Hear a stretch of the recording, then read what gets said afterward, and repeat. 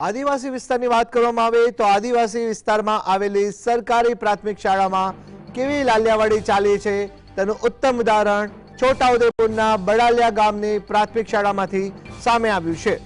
એક શિક્ષક 9 મહિનાથી રજા ઉપર ઉતર્યા અને હાજર થવા આવ્યા તો ગ્રામજનોએ બરાબરનો ઉધડો લઈ શિક્ષક સંદીપ રાઠવાને શાળામાં હાજર ના થવા દીધા।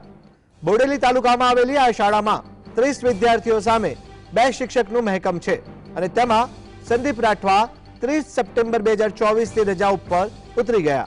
અચાનક 9 મહિના બાદ સંદીપ રાઠવા જિલ્લા શિક્ષણ અધિકારીનો લેટર લઈ અને શાળાએ હાજર થવા આવ્યા, પણ ગ્રામજનોએ કહ્યું કે આવી લાલિયાવાડી હવે નહીં ચલાવીએ।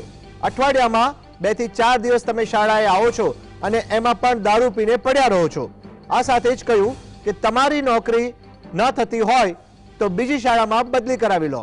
ગ્રામજનોએ કહ્યું કે શિક્ષક મનસ્વી રીતે બીમારીનું બહાનું કરી રજા ઉપર ઉતરી જાય છે, જેના કારણે અમારા બાળકોનું શિક્ષણ બગડે છે। ગ્રામજનોએ સંદીપ રાઠવાના સ્થાને આ શાળામાં બીજા શિક્ષકને મૂકવાની રજૂઆત પણ કરી છે।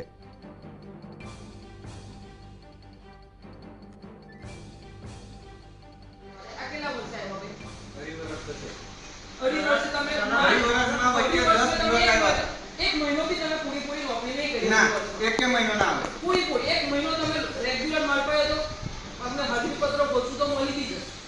તમે એક મહિનો નોકરી નહીં કરી કંપલસરી આપ ગયા તમારામાં 10 દિવસ ભર્યા હતા। આ બીજું તમારું આવે અઠવાડિયા 2 થી 4 દિવસ આવે એટલે 3 દારૂ પીને સુઈ જાય કરવાનું નહીં કોઈ। એટલે આવું બધું સાહેબ આ નાણાનું કહેવાય।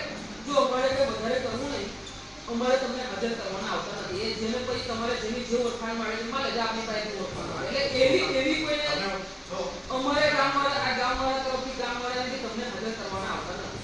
કેમ કે તમને હાજર કરી લેશું બીજો શિક્ષક અહીં આવે બરાબર, એટલે તમે આવો એટલે સ્કૂલ બંધી બંધ, એટલે છોકરાઓ ગેમ મસ્તી કરે એટલે છોકરાઓનું ભવિષ્ય જીવે।